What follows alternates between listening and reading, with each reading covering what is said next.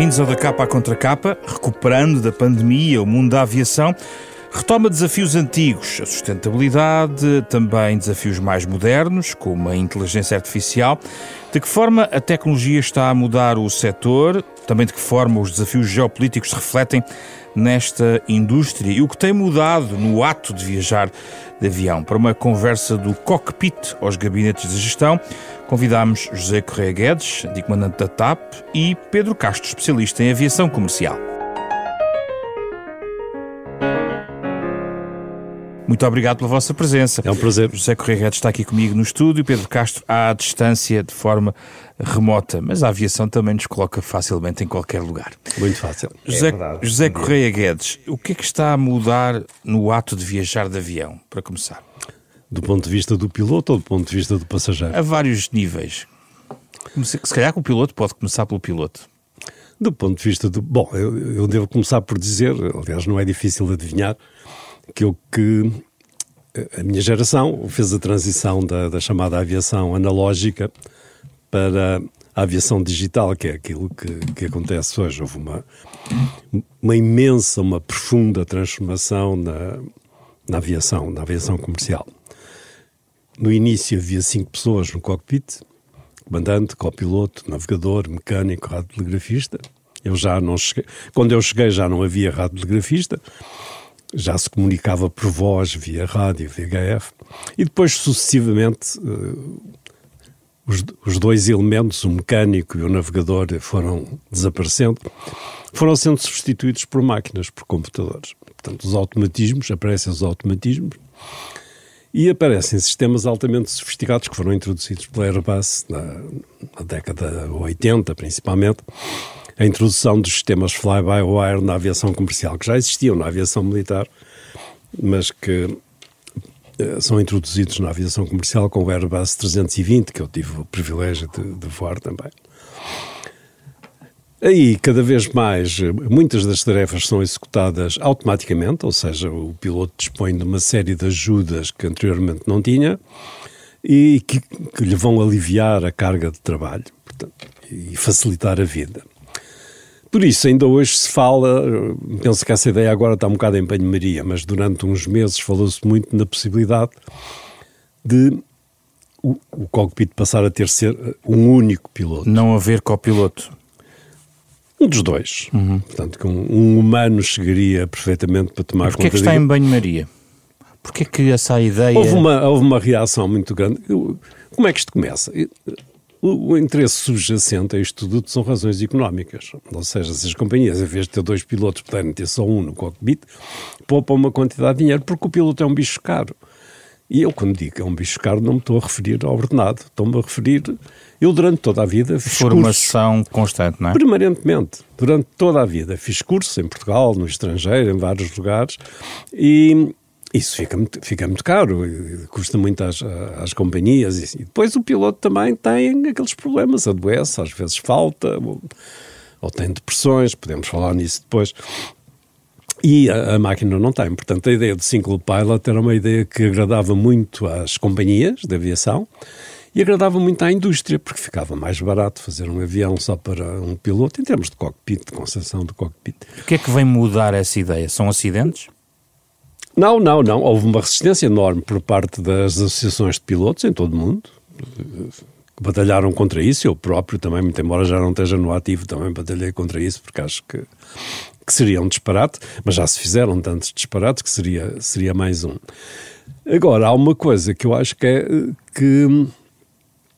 é indiscutível. Nós chegamos a uma fase em que a tecnologia é a força dominante, não apenas na aviação, mas em quase tudo. E agora, com a chegada da inteligência artificial, a questão é cada vez mais pertinente. Ou seja, neste momento já se fala em pôr aviões, comboios, o que quer que seja, navios, a serem conduzidos por inteligência artificial. Portanto, a inteligência artificial vai mudar muita coisa. Eu penso que nós, os simples humanos, ainda não temos bem a noção daquilo que vem aí, mas vêm aí enormes transformações. Já vou à inteligência artificial. E do ponto de vista dos passageiros, o que é que acha que mudou? Qual foi a maior mudança, vamos assim identificar, acha? estes anos? Do ponto de vista dos passageiros, eu aí também estou particularmente à vontade, porque quando eu comecei era a geração do charme, portanto viajar era uma coisa que estava reservada a pouquíssimas pessoas, era uma aventura, era chique, as pessoas faziam toalete para viajar, os serviços de bordo eram exuberantes, as meninas, as assistentes eram recrutadas na classe média alta, não só de Portugal, mas de outros países e assim. Entretanto, está-se uma enorme transformação com a chegada dos aviões de grande porte, começar pelo 747, começa a massificação. E eu não falo em massificação em sentido pejorativo. Foi possível, aumentando a capacidade dos aviões e melhorando a economia dos motores, foi possível tornar acessível viajar de avião às grandes massas. Democratização, não é? E hoje há muito mais pessoas, muitíssimo mais pessoas a viajar do que quando eu comecei no início da década de 70, o que eu acho que é muito bom. Agora, isso veio prejudicar as condições de conforto que então existiam. Nós vemos o que se passa hoje nos aeroportos, em termos de segurança, de check-in, de todas aquelas operações. É um inferno. Hoje qualquer aeroporto, eu não me falo só em Lisboa, qualquer aeroporto, e eu agora viajo de passageiro, qualquer aeroporto é absolutamente infernal. E depois também com as medidas de segurança. Sobretudo pós 11 de setembro, não é? Sobretudo pós 11 de setembro. E depois também a qualidade da viagem, a qualidade das cadeiras, as refeições são inexistentes, enfim, há uma transformação total. E porquê? Aí o Pedro está muito mais à vontade para falar disso do que eu, porque o consumidor o que quer, basicamente, é ir do ponto A para o ponto B. E está-se nas tintas, lhe vão servir lagosta, ou um hambúrguer, ou um pacote de amendoins. Portanto, o objetivo... Acha que sim? Acha que há falta de exigência do passageiro? Eu acho que sim, até porque têm sido feitos vários testes e realmente as respostas são interessantíssimas. Aqui há tempos houve alguém que teve uma ideia que eu considero perfeitamente alucinada, uma companhia chinesa que pediu à Boeing um estudo para, em voos curtos de uma hora e pouco, fazer uma cadeira em que os passageiros viajassem em pé. O passageiro vai em pé, vai amarrado a uma cadeira vertical e sendo assim, é possível meter muito mais passageiros no avião. E foi feito um estudo de mercado em relação aos consumidores e a resposta era invariavelmente a mesma. Se for mais barato, por que não? É como o autocarro, os lugares de pé. O passageiro quer ir de A para B e quer pagar o mínimo possível. E eu também já tive essa impressão. Eu vou com alguma frequência às universidades falar aos alunos da engenharia aeronáutica e aqui há tempos resolvi fazer uma sondagem, uma conversa sobre o single pilot, sobre a evolução do piloto. Aliás, a palestra se chamava-se Save the Pilot, ou seja, o piloto é uma espécie em vias de extinção. E no fim perguntei, quantos de vocês eram capazes de entrar num avião sem piloto? Os mais velhos professores, assim, diriam, nem mortos.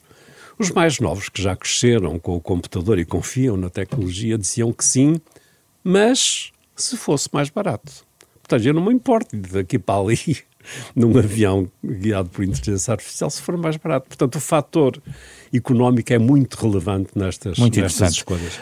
Agora, o Pedro Castro, na mesma questão, o que é que tem mudado no ato de viajar de avião e o que é que quer acrescentar aqui, trazendo naturalmente outras perspectivas? Depois nós podemos detalhar algumas destas reflexões. Eu acho que o José descreveu muito bem vários aspectos da aviação que mudaram. Se calhar eu tomava por que foi muito positivo e que se revelou e facilitou a transformação da aviação tal como a conhecemos hoje, que foi tornar este setor e este negócio comercialmente livre. Portanto, a desregulamentação comercial que iniciou nos Estados Unidos nos anos 70 e que depois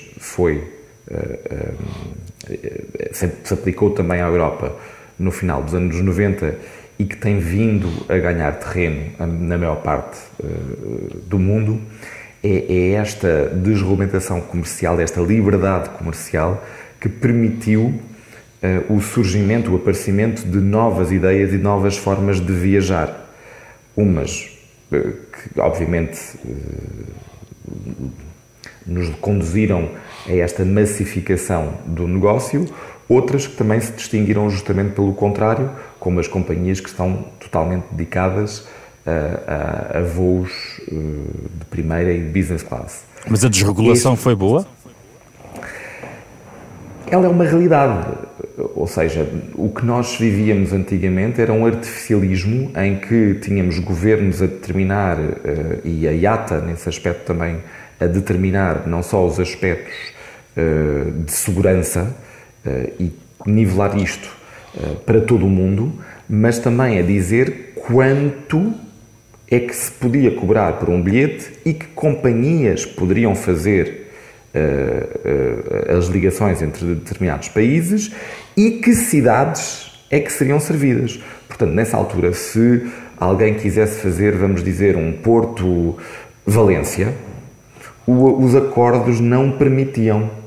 Uma terceira companhia, que não fosse nem a TAP nem a Ibéria, quisesse porventura fazer um voo Porto-Valência nos anos 70 ou 80. Isso não era possível. Portanto, e estamos a falar de países vizinhos, não é? Portanto,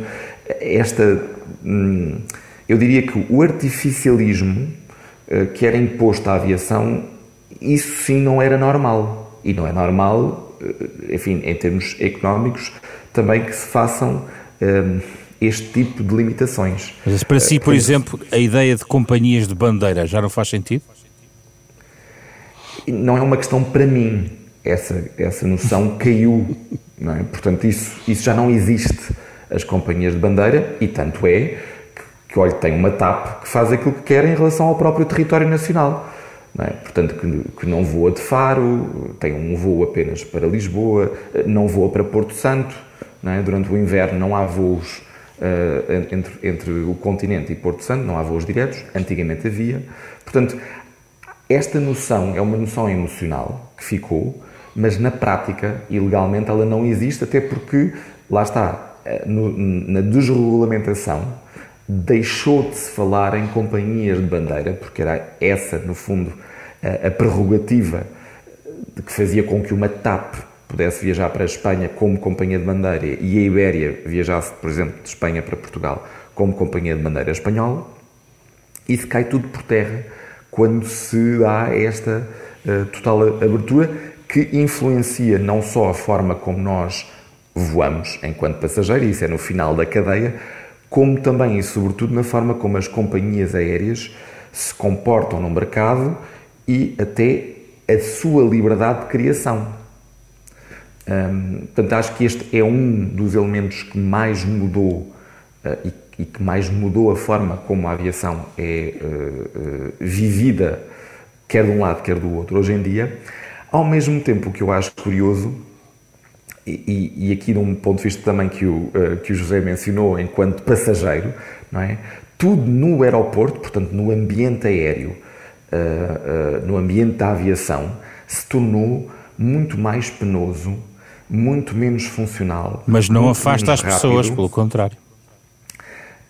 Como é óbvio, não é? A única coisa que é curiosa é que por vezes nós temos um voo que ficou cada vez mais fácil, digamos, mais fácil de adquirir, mais fácil de voar, porque há mais voos diretos para mais entre cidades mais diferentes e, portanto, torna a viagem muito mais rápida. Os aeroportos estão cada vez mais longe das cidades e quase que precisamos de calcular um tempo maior para a deslocação dos aeroportos, para o tempo de espera nos aeroportos, do que propriamente a viagem em si. Portanto, e isto nós não podemos separar, ou seja, o processo de andar de avião inclui os aeroportos e este processo está cada vez mais congestionado, quer em terra, quer nos céus, o que significa que o salto tecnológico ainda não foi dado na aviação. Continuamos a falar deste tubo, não é, que voa, da mesma forma há, enfim, quase 100 anos, ou há mais de 100 anos, e conseguimos, de facto, inúmeros desenvolvimentos tecnológicos nesse tubo, aumentámos a autonomia da distância, perdemos o supersónico, mas isso foi ocasional, diminuímos as emissões de carbono a nível unitário, portanto por passageiro. Tornámos a aviação mais segura, isso não há dúvidas tampouco, mas a verdade é que a mudança do paradigma, ela não se verificou. E eu vou só aqui fazer um paralelismo para nós percebermos melhor, portanto, o que é que as mudanças dos processos, ambientes e tecnologias significam. Nós passámos do fax para o e-mail e do e-mail para o WhatsApp. Veja bem que a indemnização Alexandra Reis foi aprovada por WhatsApp e se calhar até foi paga por MBWay, não é? Portanto, nós estamos aqui numa evolução dos métodos de pagamento, da forma de comunicar, não vou falar sequer nos táxis versus Uber, a forma como nós hoje estamos num beco que nem aparece no mapa e conseguimos facilmente encomendar um táxi só com apoio no telemóvel. Portanto, tudo isto, há uma evolução notória que na aviação parece que estamos a evoluir, sem dúvida, mas com os mesmos processos. E estes processos estão a chegar ao fim em termos do que é a sua capacidade, e isso vê-se muito bem na China, que está a alavancar todas estas formas inovadoras de locomoção. Pedro, já volto a si para desenvolver esse tema, que parece muito interessante. José Correia Guedes, para quem voou tantos anos numa companhia de bandeira, este mundo pós-companhia de bandeira para si é visto com alguma... Não tem graça nenhuma. Não tem graça nenhuma? Conte lá isso. Não, havia um fator, o que o Pedro disse é completamente verdade, mas havia um fator em relação às companhias de bandeira. Peço desculpa. Quem trabalhava numa companhia de bandeira, que foi o meu caso, e nas Lufthansas da vida, nas British Airways, por aí fora, havia um fator adicional, especialmente para os tripulantes, havia um orgulho. Nós transportávamos a bandeira do país. A TAP era a imagem do país, era a bandeira do país. E era a bandeira do país em tudo, no bom e no mau. Eu frequentemente, a TAP voava e continua a voar muito para a diáspora portuguesa, para os imigrantes, e nos anos 70 e 80, hoje em dia eles já viajam, os imigrantes já viajam com muito mais frequência, mas havia uma altura, na década de 70, principalmente em 80, e a seguir ao 25 de Abril, que as coisas ficaram um bocado tremidas em termos financeiros, em que havia pessoas que vinham a Portugal de 10 em 10 anos, fosse no Canadá, fosse de New Jersey, por aí. E eu punha-me à porta do avião a ver as pessoas a entrar e o seu ar de felicidade. Porque ao pisarem a porta do avião, entraram em casa.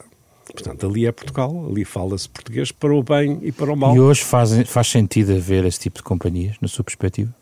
Não, eu hoje penso que não. Da forma que o mercado está... Estamos, a aviação comercial, eu tenho a certeza que o Pedro corrobora isto, é um dos negócios mais competitivos do mundo e não se compadece com companhias de bandeira, com prerrogativas especiais para tripulantes, para pessoal de terra, para não sei o quê. Portanto, a competição é feroz e quem não usar as armas certas para competir vai desaparecer, vai morrer. Aliás, nós vemos, a TAP pertenceu a um grupo, que era o grupo Qualifier, que tinha a Swissair, que faleceu, tinha a Sabena, que faleceu, e não sei se faleceu mais alguma. E a TAP, curiosamente, no meio disto tudo sobrevive. Sobrevive porque na altura tinha apoios estatais e que não eram poucos. Portanto, eu hoje faço... Na altura, há 50 anos atrás, mais, os próprios países se orgulhavam das suas companhias de bandeira. Aliás, a aviação comercial a sério já existia antes, mas começa logo a seguir à Segunda Guerra Mundial. Aproveitando os excedentes de guerra, aviões de carga, que era o caso do Dakota, do DC-3, muitas companhias, incluindo a TAP, começaram utilizando esses aviões. Portanto, e havia um orgulho nacional em levar a tal bandeira através do mundo. Era a TAP e eram todas as outras. Depois esse fator dilui-se, porque a aviação, que era uma coisa de heróis, havia uma certa imagem da qual nós também beneficiávamos, os tripulantes, de aventura, de heroísmo, de sei lá, qualquer coisa extraordinária. E hoje banalizou-se a aviação. Hoje viajar de avião é uma coisa, eu direi, quase banal. E só acrescento um ponto em relação a isso. Existem estudos, um estudo da Airbus que nos diz que 80% da população mundial nunca pôs os pés num avião. e vai pôr, à medida que os respectivos países se vão desenvolvendo. Agora, eu não sei onde é que se vai acomodar tanto avião e tanto... A massificação, no fundo, da procura, não é? Estamos só no princípio da massificação, porque há muita gente que vai querer começar a voar, e vão ser precisos mais aviões. Li há pouco tempo um estudo da Boeing também, que falava que nos próximos 20 anos vão ser precisos 600 mil pilotos, 660 mil pilotos. Portanto, para fazer face à procura, a procura vai ser cada vez maior, vamos precisar de mais aviões, mais aeroportos, eventualmente aviões maiores, embora o Airbus 380 tenha falhado, mas... É possível aviões maiores? Explique para quem não conhece o negócio, como é possível expandir ainda mais a lotação dos aviões? Nós tivemos o caso do Airbus 380, que levava 500, 600 pessoas e que, no entanto, falhou comercialmente, porque aquilo era um pesadelo logístico. Cada vez que o avião chegava a qualquer lado, o avião também fica caro de manter e de operar. Mas falhou comercialmente, porque as pessoas hoje preferem mais voos, portanto, em vez de ter um voo por dia do ponto A para o ponto B que leva 700 pessoas, preferem ter 2 ou 3 voos por dia, porque isso lhes dá mais flexibilidade em termos de horários e assim. E do ponto de vista dos aeroportos, também as coisas ficam muito mais facilitadas, porque um avião destes aterra num sítio qualquer, larga 500 ou 600 passageiros de uma vez e o aeroporto em top.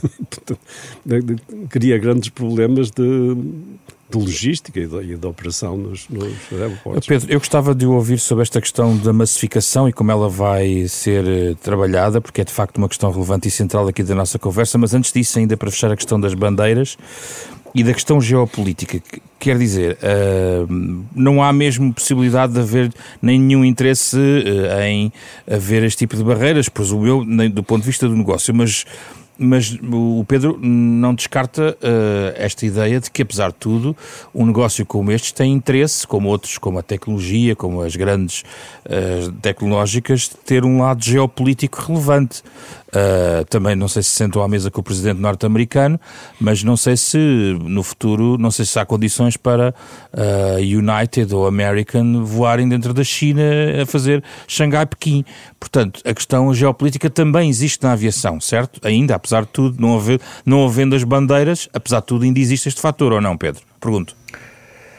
Então, em primeiro lugar, hoje em dia, quando vai para o Funchal, pode ter uma companhia britânica com registro do avião na Áustria a fazer esse voo. Ou, se quiser, uma companhia irlandesa com registro da aeronave em Malta a fazer esse voo.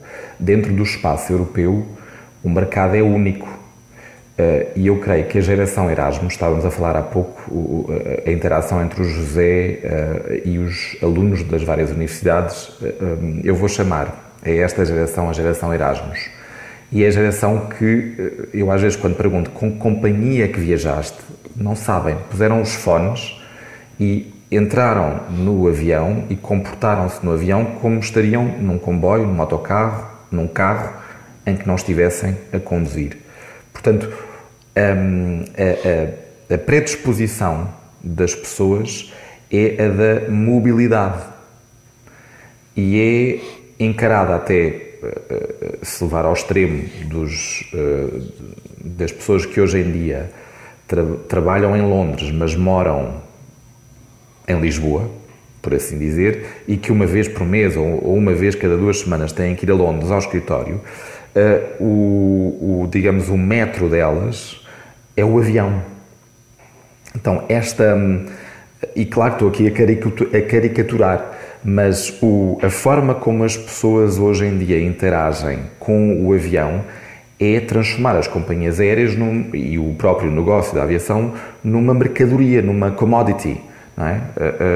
E é essa parte que eu creio que nós temos que nos habituar. Eu percebo, mas eu estava a abrir a nossa reflexão para o plano global até. A liberalização global parece um pouco mais distante. Eu li na sexta-feira que um artigo sobre restrições americanas a operações aeroportuárias, aeronáuticas chinesas, ou seja, há também, eles também não estão excluídos da guerra, digamos, comercial existente entre os Estados Unidos e a China, por exemplo? Não, tem toda a razão que este ainda é um setor regulamentado. Repare, isto não, eu frisei bem que aquilo que se desregulamentou foi uma parte comercial importante do setor. Há, digamos, o ponto máximo da desregulamentação que inclui a liberdade de capital, ou seja, de qualquer pessoa, independentemente de nacionalidade, poder ser dona de uma companhia aérea, no caso europeu, como no caso de outros países, americano, indiano, chinês, e isso não se passa, portanto, o máximo que algum não europeu poderá adquirir, por exemplo, da TAP, será 49,9%. Portanto, há aí uma restrição. A outra restrição que falou bem, e que mencionou no caso chinês, mas que é algo praticamente global, que é a cabotagem doméstica. Portanto, a abertura dos voos domésticos a companhias estrangeiras. Este é um caso, enfim, que eu dei o exemplo europeu, também de uma forma caricatural, ainda que realista, mas isso é um caso muito europeu devido à noção do mercado único que se estabeleceu no espaço económico europeu. Não é a regra geral.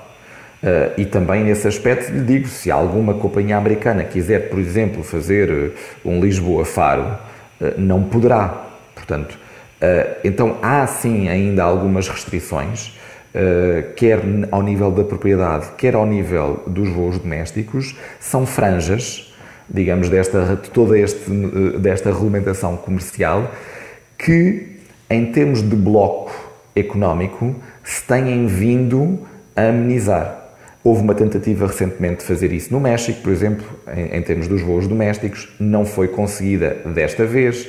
Na Argentina, enfim, depois também tem a ver com a própria forma, e pegando um pouco no geopolítico, de que tipo de governo é que estamos a falar. A Argentina tem neste momento um governo enfim, ultraliberal e, portanto, a ideia deles é liberalizar as ligações domésticas da Argentina para qualquer companhia. Isto porquê? Porque a prioridade que está a ser dada é à mobilidade das pessoas, das mercadorias, do capital, e não tanto se é com a companhia, se a mobilidade é feita com a companhia A ou B.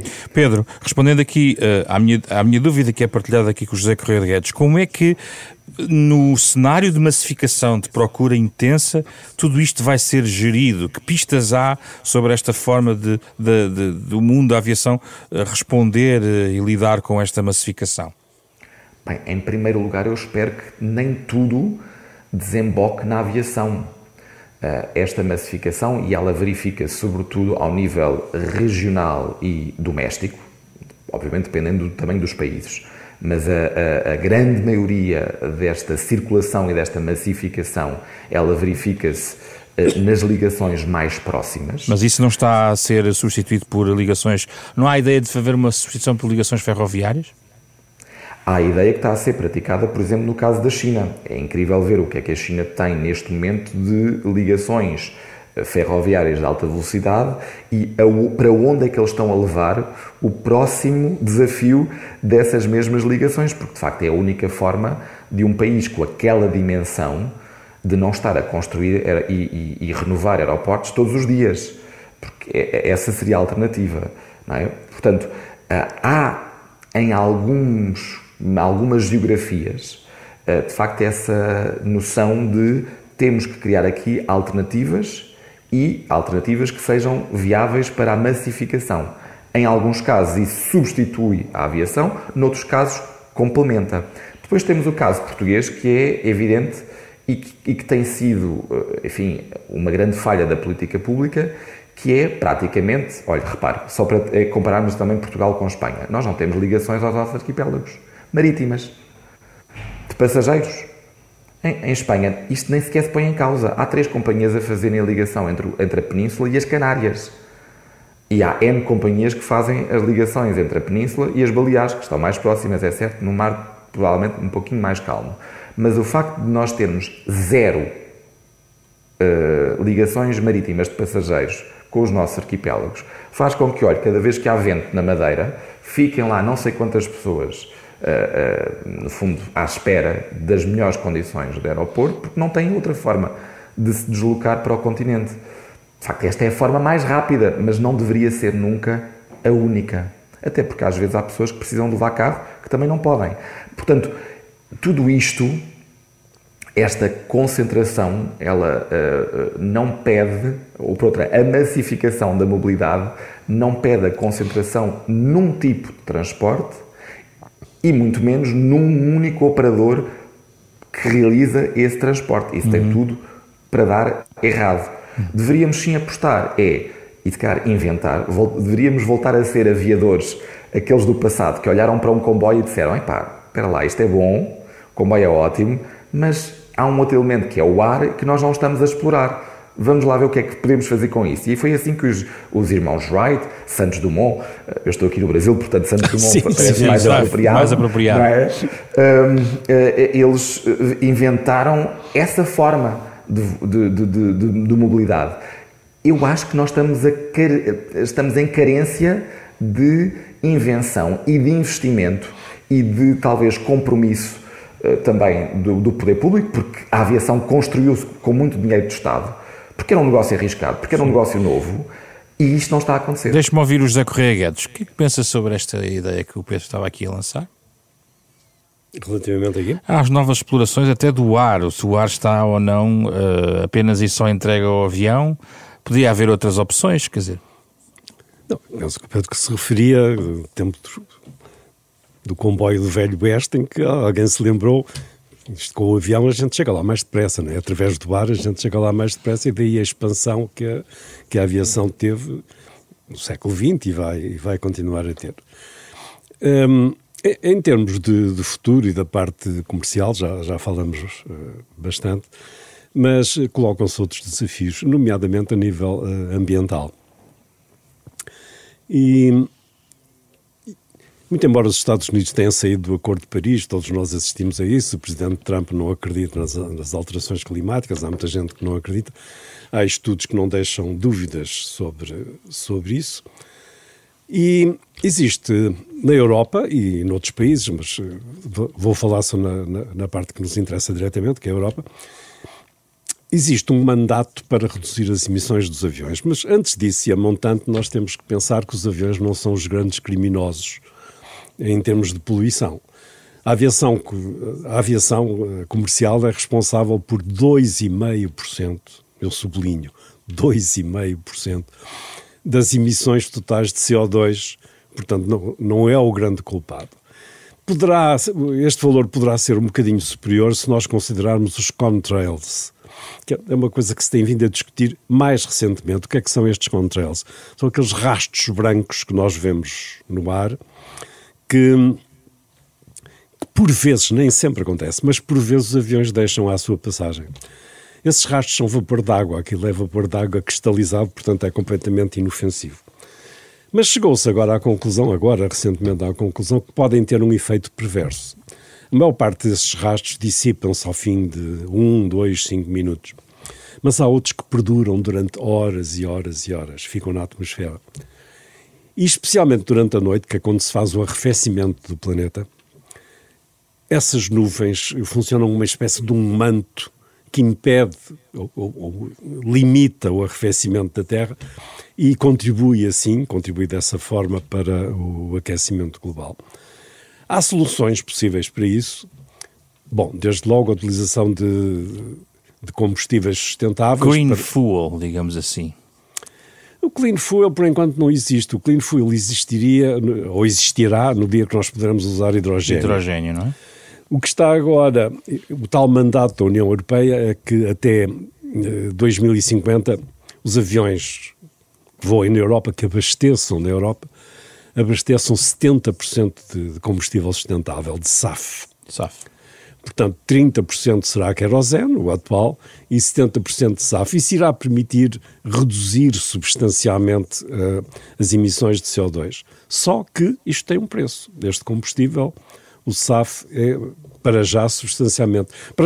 Para já não há suficiente. Não há produção suficiente. E a que existe é mais cara, é substancialmente mais cara do que o querosene. De maneira que eu confesso que estou um bocado pessimista em relação a estes objetivos. Agora, a nível global, alguma coisa vai ter que ser feita também a este nível, a nível da redução das emissões, muito embora, e eu repito, a aviação não seja o grande... Há pessoas que acham que não se deve andar de avião. Nós vemos a Greta Thunberg a protestar cada vez que alguém viaja de avião.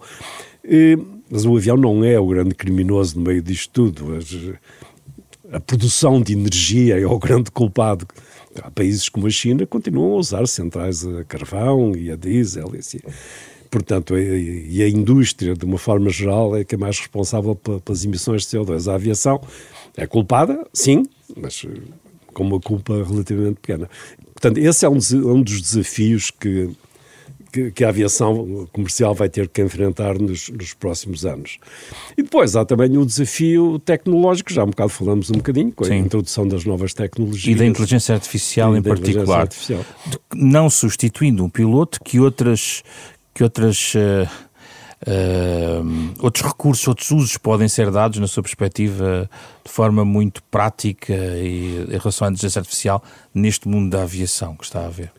A inteligência artificial penso que poderá dar um enorme contributo na gestão, na parte de gestão de passageiros, check-in, gestão de frotas, de aviões, de tornar as coisas bastante mais fáceis. Se isso se vai refletir a nível de emprego, não sei. Quando apareceram os computadores também havia uma corrente que dizia isso. Os computadores vão tirar o emprego a muita gente. Não. Nasceram novos empregos. Eu acredito que com a inteligência artificial irá acontecer assim. Assim também. Do ponto de vista dos aviões, e eu sou um árduo defensor da manutenção do piloto no cockpit, a tecnologia que venha vai ser para tornar a aviação mais segura e reduzir o workload do piloto. Nós temos, eu atravessei essa fase também, havia uma altura que havia muitos acidentes, né? E a linha dos acidentes tem vindo a diminuir, apesar de haver muito mais aviões no ar, há cada vez menos acidentes. Nós tivemos há pouco uma série de acidentes, um pico, fins do ano passado, princípios deste ano, por razões que são conhecidas, mas, por exemplo, em 2023 não houve uma pessoa que tivesse morrido em todo o mundo em consequência de um acidente de aviação comercial. E estamos a falar de milhões de voos e centenas de milhões de passageiros. Portanto, a nível de segurança, isto é uma coisa absolutamente extraordinária. O avião é, de longe, o meio de transporte mais seguro. Isso é absolutamente indiscutível. Ainda podemos melhorar. E eu penso que, nesse aspecto, a inteligência artificial irá ajudar o piloto, irá melhorar ainda um pouco mais a segurança de voo. Nunca teremos a segurança a 100%, porque isso não existe em setor nenhum, mas iremos melhorar ainda mais. Essa é a parte mais importante. O que interessa na aviação é a segurança, acima de tudo, e a economia. O grande progresso, deixa-me só concluir, sim. O grande progresso, eu tive quase 40 anos na TAP, o grande progresso que houve durante esse período, vamos excluir o Concorde, que foi um epifenómeno, não foi a velocidade. Hoje voa-se exatamente ao mesmo... Ele demora o mesmo tempo para ir de Lisboa a Nova Iorque que demorava há 40 anos com um Boeing 707. Em termos de tempo é a mesma coisa. O que melhorou exponencialmente foi a economia. Temos motores muitíssimo mais económicos, temos aviões mais económicos porque são mais aerodinâmicos. A aerodinâmica tem um papel também muito importante na redução dos consumos de combustível e muito, muito mais seguros. A aviação é hoje muitíssimo mais segura graças à tecnologia. Pedro Castro, o que é que a inteligência artificial vai trazer? Agora gostava de ouvir a sua perspectiva prática, com alguns exemplos práticos para os ouvintes perceberem o que é que pode mudar também naquilo que eles veem e no que não veem também, na verdade. Digamos, tudo na aviação é tecnologia e a inteligência artificial, talvez não a gerativa, mas tem sido utilizada desde sempre na aviação comercial para justamente a melhorar. A tecnologia, no caso concreto da aviação, toda ela tem de ser certificada e regulamentada. E isto, por vezes, atrasa o processo tecnológico, e quando eu digo aqui atrasa, não é num sentido negativo, porque lá está, se nós queremos uma aviação segura, este atraso ou este processo é absolutamente necessário, este processo da certificação e da regulamentação. A maior parte das vezes, lá está, este atraso, digamos, processual tem um bom fundamento e outras vezes diria que não. E vou aqui recordar uma coisa, até que o próprio José mencionou, que foi a redução do cockpit de 3 para 2 pessoas. Portanto, quando a máquina substituiu o chamado navegador, engenheiro de voo, enfim, o terceiro homem no cockpit, essa preparação tecnológica já estava regulamentada, certificada e já estava comprovada, mas não dava jeito aos humanos. Digamos, a tecnologia avançou mais rápido do que os humanos o desejassem e houve muita resistência inicialmente para que esta redução do cockpit de 3 para 2 pessoas fosse feita. É o mesmo caso agora do segundo piloto, na sua perspectiva, ou não? Eu diria que nós, enfim, claro que depois podemos aqui criar outro tipo de argumentos e outro tipo de razão, mas na base é a resistência humana para um avanço tecnológico que já está, que já existe, e até já tem solução, mas nós, como temos que transformar isto em decisões humanas de certificação e de regulamentação, estamos a pôr aqui um pouquinho um travão. Aliás, a mesma ICAO, ela rejeitou recentemente, e até o José fez um post sobre isso no LinkedIn, de aumentar a idade para a reforma dos pilotos.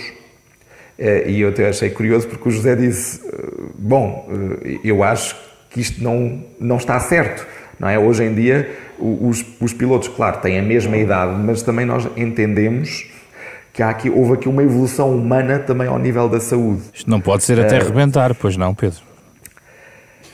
Olha, não sei. Na aviação pode? Não, claro, não é até arrebentar, mas repare, há aqui...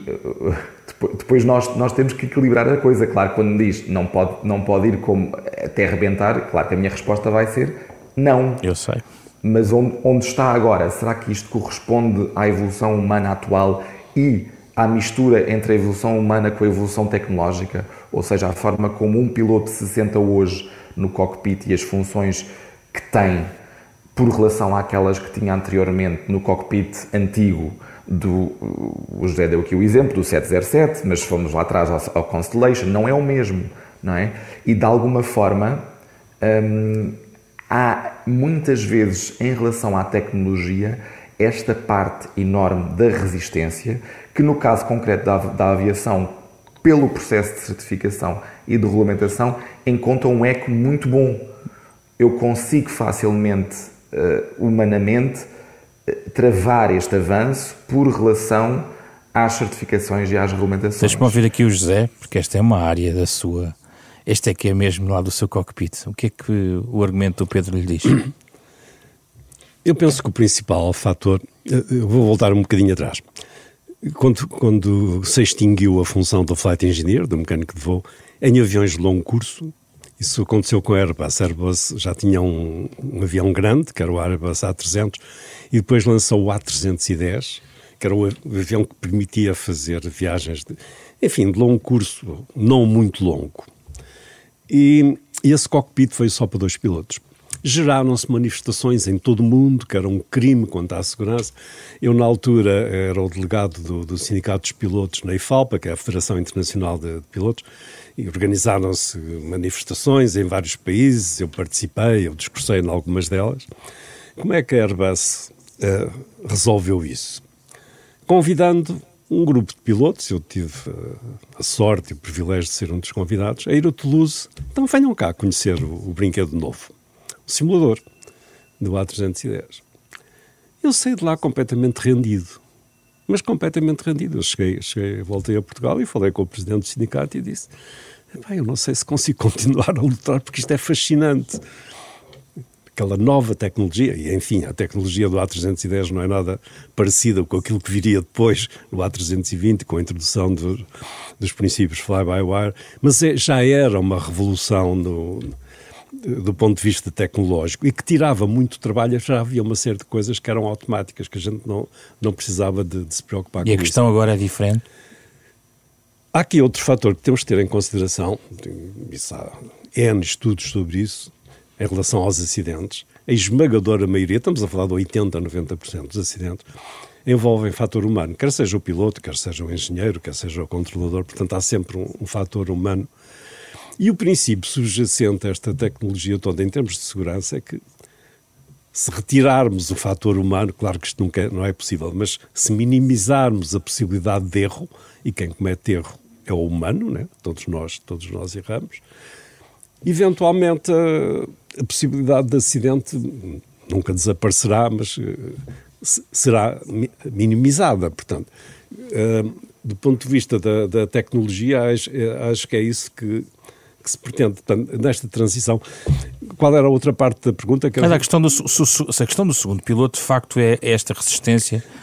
A natureza desta resistência. Há resistência por parte dos profissionais, dos pilotos. Aliás, aquilo que o Pedro acabou de falar também, portanto, a proposta da IATA para aumentar a idade da reforma dos pilotos. Eu saí aos 60 anos, mas logo a seguir saí obrigado. Logo a seguir o limite de idade passou para 65 e agora a IATA, que é a Associação das Companhias de Aviação, queria passá-lo para 67, porque há uma escassez de pilotos no mercado, não há pilotos suficientes. E claro que as associações de pilotos são contra isso, porque querem se reformar mais cedo, não querem trabalhar mais não sei quantos anos, o que eu acho... É uma razão estritamente corporativa, José Correia Guedes? Não, eu não lhe chamaria corporativa. Eu reformei-me com 60 anos e estava completamente exausto. Estava muito cansado e os meus colegas hoje voam mais do que aquilo que eu voava. Eu fazia 4 voos de longo curso, ou seja, 8 travessias do Atlântico, não sei que hoje. O Zé Pedro veio agora de Nova Iorque, ainda está com as horas trocadas. Sim. Eu vivi anos e anos com as horas trocadas. Sim. Né? E eles agora fazem 5, 6 viagens de longo curso por mês, o que é uma brutalidade em termos de desgaste físico. Assim. Portanto, ninguém quer continuar muito nessa vida. Em relação à evolução tecnológica e à eventual entrada da inteligência artificial no cockpit, há resistência por parte dos pilotos. Eu não sei se há resistência por parte dos pilotos. Eu, se ainda estivesse no ativo, eu se calhar não, tenho a certeza. Eu queria ter ferramentas que me ajudassem mais e que me impedissem de cometer erros. Portanto, isso seria benéfico para a segurança. Agora, o consumidor é que não vai gostar. Nós não vamos conseguir convencer as pessoas a irem voar daqui para ali num avião que não tem piloto ou que só tem um piloto. Eu estou farto de falar nisso, como disse há pouco, porque as pessoas perguntam, então se lhe der um treco, como tantas vezes acontece, o que é que acontece? O avião fica sem piloto. É também uma indústria da confiança, não é? Que vive da confiança, vive da segurança e da confiança. Portanto, quando a gente fala, quando eu falo nas palestras, há uma tendência, há quem defenda esta possibilidade de haver um único piloto no cockpit, as pessoas perguntam logo, mas onde é que está a redundância, que é o princípio sagrado da aviação? Onde é que está a redundância? Não dá argumentos, isso está pensado, a redundância pode estar em terra, mas pode estar até na própria inteligência artificial. Na máquina, não é? Neste momento já existem aviões de pequena dimensão, eu tive o prazer de voar num deles há algum tempo atrás como convidado, que basta carregar no botão, qualquer pessoa carrega naquele botão e o avião escolhe o aeroporto mais próximo e faz tudo sozinho até ao chão. Há um sistema Autoland que basta carregar num botão do cockpit, caso o piloto morreu, ou deu-lhe uma coisa qualquer. Há vários casos, aliás, do piloto que fica inop, digamos assim. Sim. Não é? Sim. Não, isso nos aviões grandes, pilot incapacitation, isso é outro fenómeno que está a acontecer com demasiada frequência agora. Em toda a minha carreira, eu conheci um caso, na TAP houve um único caso de um piloto que ficou incapacitado, depois infelizmente morreu. Mas hoje, quase todas as semanas, eu tenho notícias disso. Né? Portanto, hoje há muitos mais aviões a voar, é um facto. Mas porque há extrema fadiga. Eu acho que não é uma questão de idade, eu acho que é uma questão de fadiga. Os pilotos, os comissários, os assistentes de bordo, estão extremamente fatigados. E se tivermos essa massificação, isto é um caso que vai ter, isto é uma situação que vai ter que ser abordada, não é? É uma consequência, sim. Pedro, há pouco a minha questão tinha pouco a inteligência artificial no próprio a indústria, do ponto de vista da gestão. Isto para o consumidor, isto poderá ter algum ponto positivo, quer dizer, retirarmos algum alguma confusão nos aeroportos, reduzir-nos os nossos preços dos bilhetes? Terá algum tipo de impacto desses ou não? Eu ainda não estou a ver o efeito prático. Ou seja, em teoria, sim. A inteligência artificial ela está feita e pensada muito para facilitar processos, para acelerar decisões, para permitir, no fundo, também uma individualização melhor e maior da própria interação com o consumidor, que não é humanamente possível. Portanto, eu não consigo numa mente humana fazer este tipo de individualização e de segmentação que a inteligência artificial, por procurar e encontrar os algoritmos certos, perceber que tipo de consumidor, que tipo de passageiro é A, B ou C. Em termos práticos, lá está, eu vou voltar àquilo que referi há pouco, que é a questão da resistência. Portanto, há, por várias razões, alguma resistência a aplicar a inteligência artificial. Houve, por exemplo, uma companhia americana que tentou aplicar isso em termos de revenue management, portanto, em termos da fixação de preços, e que o fez de maneira também radicalmente aleatória, consoante a pessoa que estava a comprar o bilhete receberia preços completamente díspares. Isso foi altamente contestado nos Estados Unidos, mas estamos numa fase de tentativa de aplicar a inteligência artificial a algumas partes da gestão comercial. Há resistência. Eu gostaria de haver mais na parte justamente do congestionamento do ambiente aéreo. Aqui a minha preocupação vai sobretudo para a parte aeroportuária, portanto da infraestrutura. Nós não podemos, nesta perspectiva de massificação e de cada vez mais pessoas voarem, o José deu aquele exemplo de 80% da população ainda não voa e vai voar, se calhar não todos ao mesmo tempo, mas enfim, temos aqui um potencial de crescimento brutal, e não podemos estar a construir aeroportos todos os anos. E vamos ter cortes de empregos ou novas profissões? Está a adivinhar alguma nova profissão assim à cabeça? É essa relação, não é, que eu acho que o José também mencionou há pouco e que é muito interessante, é que estes avanços tecnológicos nós temos tendência a vê-los sempre numa perspectiva de vão cortar empregos. De facto, alguns empregos atuais podem sofrer esse corte, o que não significa que esse avanço tecnológico, e até para o operacionalizar e para que ele seja execuível, que isso não seja gerador também de novos empregos.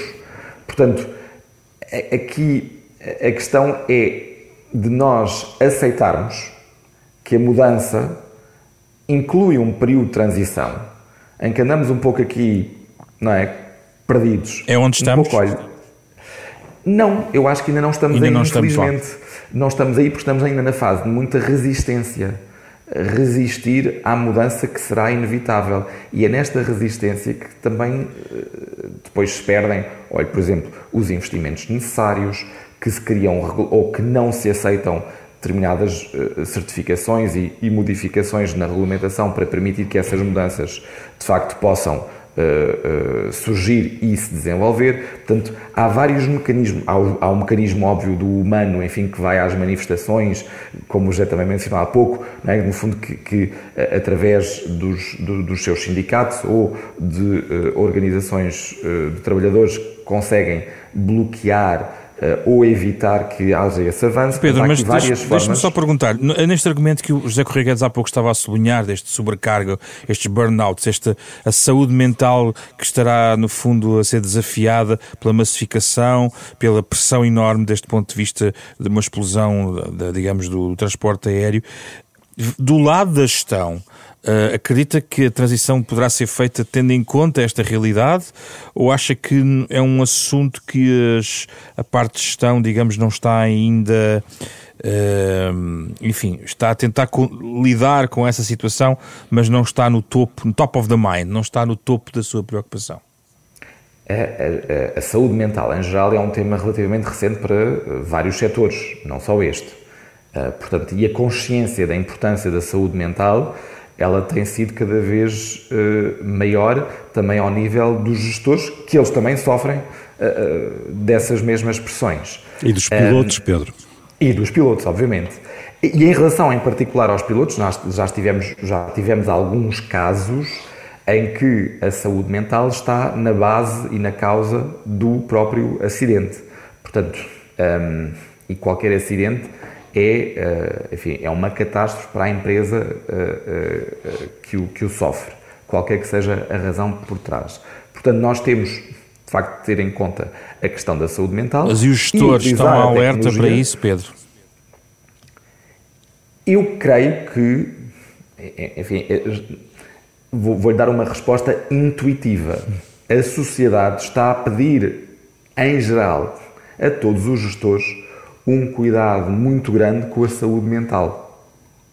Portanto, as relações laborais, até os próprios mecanismos que existem hoje para a defesa da saúde mental, não os tínhamos aqui há alguns anos, não é? Todos aqueles recursos hierárquicos e dos recursos humanos e a consciência das empresas para estes temas está ao nível da saúde física.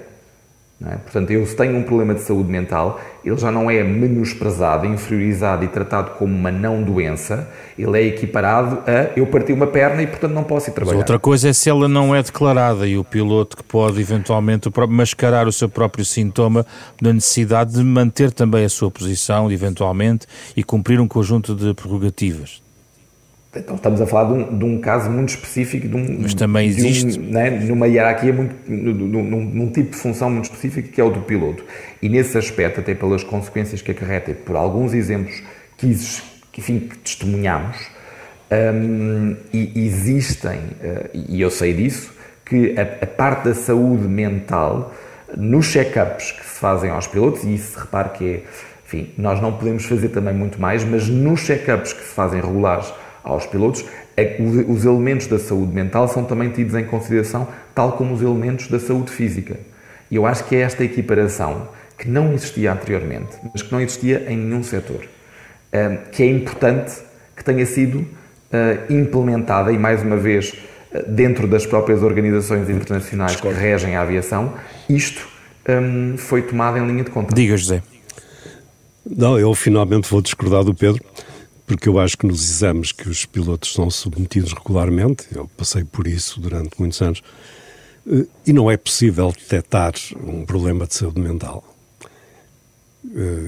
Essa é que é a questão mais séria. Portanto, ou o próprio indivíduo admite perante o médico que está com uma depressão, que tem crises de...